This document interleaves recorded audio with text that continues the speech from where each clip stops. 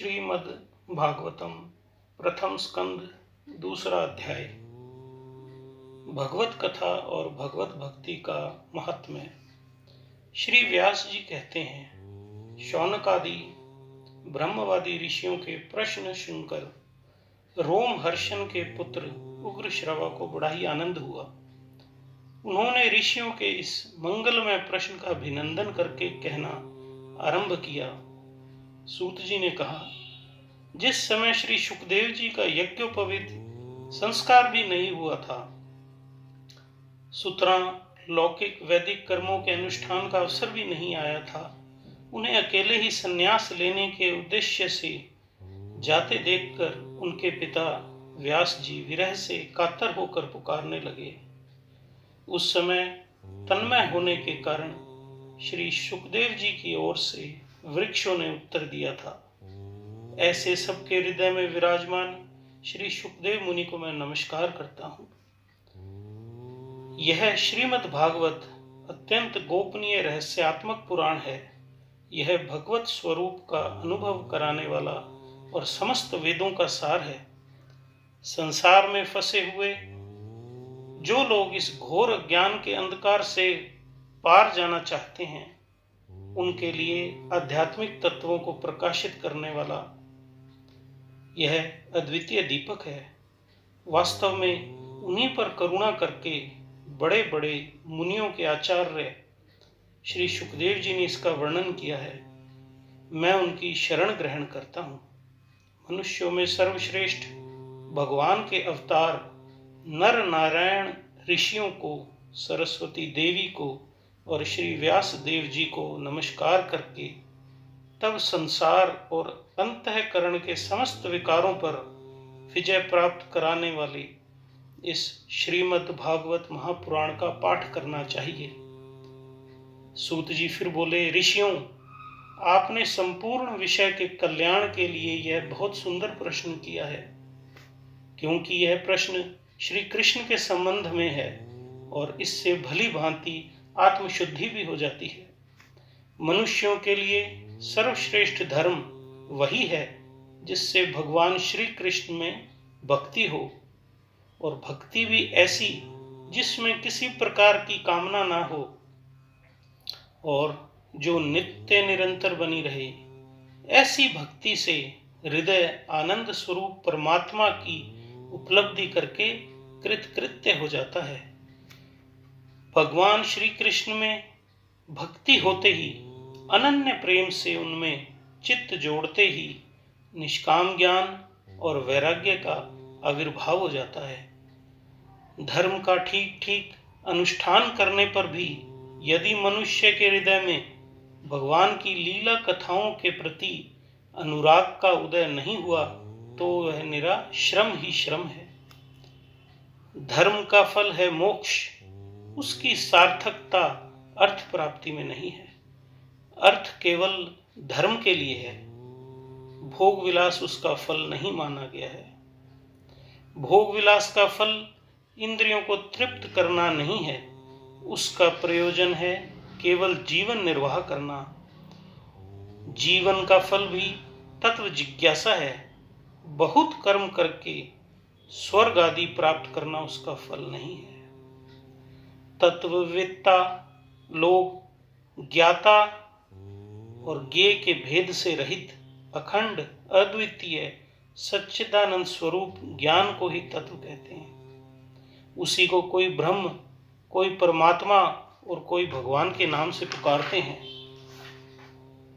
श्रद्धालु मुनिजन भागवत के श्रवण से प्राप्त ज्ञान और वैराग्य युक्त भक्ति से अपने हृदय में उस परम तत्व रूप परमात्मा का अनुभव करते हैं।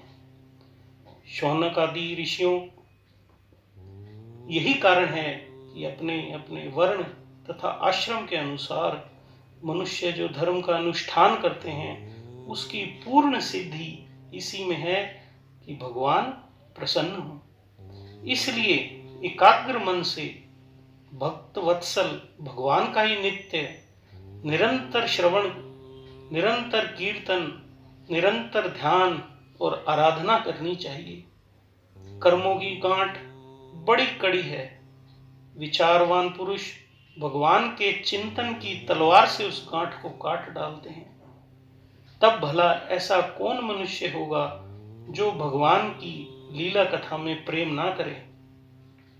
सूत जी बोले, शौनक आदि ऋषियों पवित्र तीर्थों का सेवन करने से महत्व सेवा, तदनंतर श्रवण की इच्छा, फिर उससे श्रद्धा पैदा होती है और उसके पश्चात भगवत कथा में रुचि होती है। भगवान श्री कृष्ण के यश का श्रवण और कीर्तन दोनों पवित्र करने वाले हैं। वे अपनी कथा सुनने वालों के हृदय में आकर स्थित हो जाते हैं और उनकी अशुभ वासनाओं को नष्ट कर देते हैं, क्योंकि वे संतों के नित्य सुहृद हैं।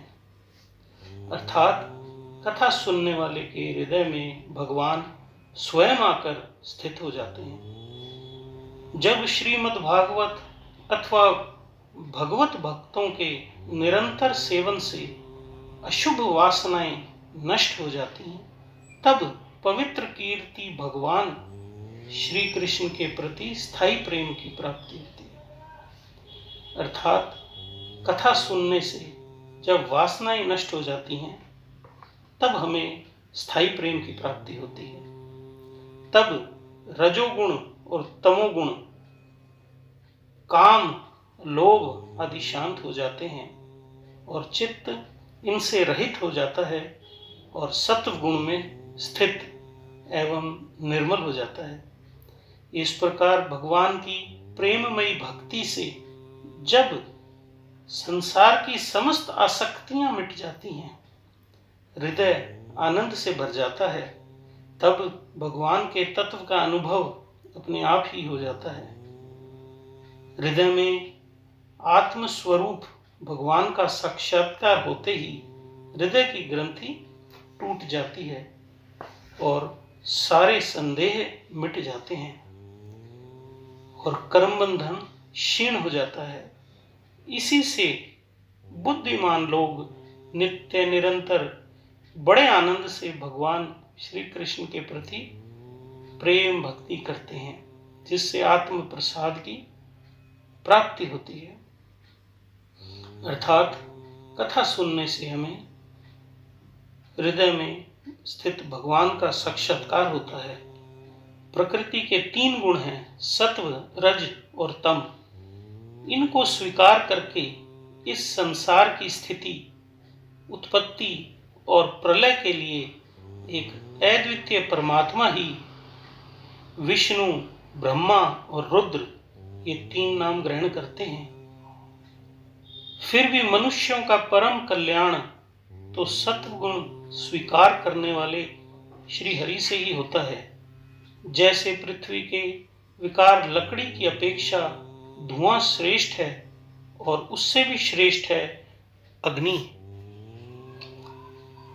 क्योंकि वेदोक्त यज्ञ योगादि के द्वारा अग्नि सद्गति देने वाला है। वैसे ही तमोगुण से श्रेष्ठ रजोगुण है और रजोगुण से सत्वगुण श्रेष्ठ है, क्योंकि वह भगवान का दर्शन कराने वाला है। प्राचीन युग में महात्मा लोग अपने कल्याण के लिए विशुद्ध सत्व में भगवान विष्णु की ही आराधना किया करते थे। अब भी जो लोग उनका अनुसरण करते हैं, वे उन्हीं के समान कल्याण भाजन होते हैं। जो लोग इस संसार सागर से पार जाना चाहते हैं, वे किसी की निंदा तो नहीं करते, ना ही किसी में दोष देखते हैं।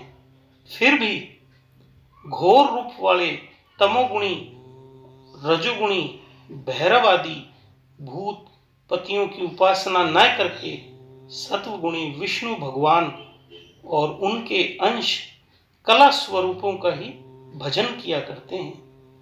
परंतु जिसका स्वभाव रजोगुणी है अथवा तमोगुणी है, वे धन, ऐश्वर्य और संतान की कामना से भूत, पितर और प्रजापतियों की उपासना किया करते हैं, क्योंकि इन लोगों का स्वभाव उन से मिलता जुलता होता है।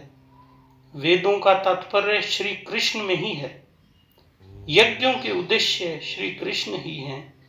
योग श्री कृष्ण के लिए ही किए जाते हैं और समस्त कर्मों की परिसमाप्ति भी श्री कृष्ण में ही है।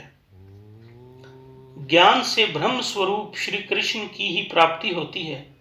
तपस्या श्री कृष्ण की प्रसन्नता के लिए ही की जाती है। श्री कृष्ण के लिए ही धर्मों का अनुष्ठान होता है और सब गतियां श्री कृष्ण में ही समा जाती हैं। यद्यपि भगवान श्री कृष्ण प्रकृति और उसके गुणों से अतीत हैं, फिर भी अपनी गुणमयी माया से, जो प्रपंच की दृष्टि से है और तत्व की दृष्टि से नहीं है, उन्होंने ही सर्ग के आदि में इस संसार की रचना की थी। ये सत्व, रज और तम तीनों गुण उसी माया के विलास हैं। इनके भीतर रहकर भगवान इनसे युक्त सरीखे मालूम पड़ते हैं। वास्तव में तो वे परिपूर्ण विज्ञान आनंद घन हैं। अग्नि तो वस्तुतः एक ही है, परंतु जब वह अनेक प्रकार की लकड़ियों में प्रकट होती है तब अनेक सी मालूम पड़ती है।